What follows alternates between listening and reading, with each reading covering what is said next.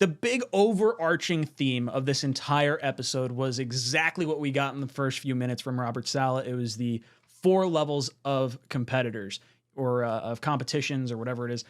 Survivors is the lowest rung, contenders, then competitors, and then commanders. And they show the picture of Ray Lewis on the board at that point in time. The Jets are looking for competitors, and you can tell the mindset that the Jets have been bringing in the last few years with Joe Douglas and Saleh, just clearly looking at, okay, that guy was a captain in college. He has the right stuff. Let's bring him in here. I feel like that's definitely who they tried to target. Yeah, 100%. I think that, that speech really stood out for the kind of character that they are looking for. And look, it's tough when you're a championship team. You really do need all 53 guys going in the right direction. If you have one bad apple, it could ruin the whole thing. So I get that. And sure, some of it's a little bit coach speak, but that's the NFL. That's sports in general. But it's a little cliche, but there's some truth to it. Yeah, I think when you talk about some of the competitors, they really highlighted. I felt like Zach Wilson, even though he's not competing for the starting job, there's clearly a competition between like him and himself, and learning like with Rodgers and everything. And then you saw them highlight Tanzel Smart a lot.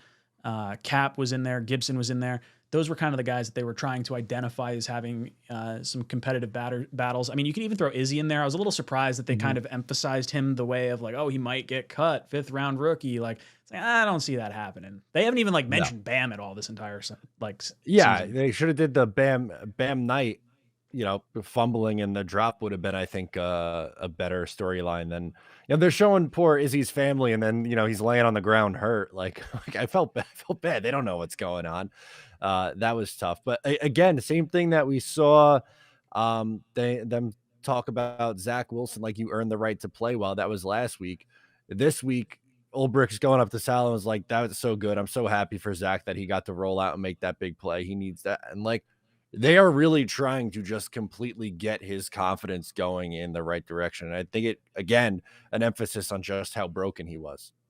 Yeah, you saw the comments being made by Salah, or like Salah and Ulbrich right there, and then Rodgers talks to him afterwards, and they're like, "Oh yeah, for the 40 seconds between the plays, they were giving me shit because they know I'm not going to be running down the field like that." And like Zach's laughing, he's like, "Oh, next time," he's like, "I thought I was going to score." Like you could see like the childlike enthusiasm in Zach Wilson, and it's so refreshing because I feel like the first 2 years of Zach here kind of felt like spoiled rich kid to me, and like and not necessarily the whole 2 years, but I think that's sort of where a lot of fans kind of went with his mentality when things like didn't go his way, or maybe a little bit of a pout. Like he's genuinely having fun right now, and it seems like you kind of take a step back and you realize this kid's only like 23 years old. Like it's a young kid coming into the league, and being able to play with his idol, you could tell he's just starstruck.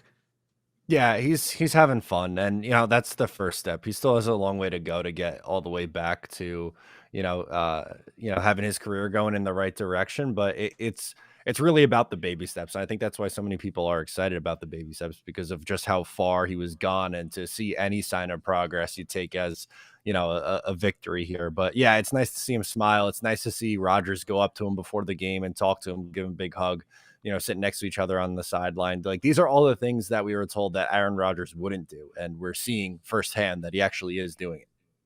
Oh yeah, and then you saw Zach in the locker room talking about the headband. That's what someone brought that up earlier in our first Mhm. stream, and I was like, "What are you talking about?" Like, "Oh no, it's like I actually get sweat in my eyes." Like, could you imagine if that wound up being like some stupid reason as to why he did not perform up to like what we wanted to because he didn't have the headband on? It never even occurred to me that he didn't have the headband on like prior to this.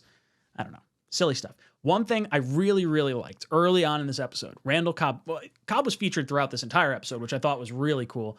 Congratulations, by the way, on baby number 3. Yes.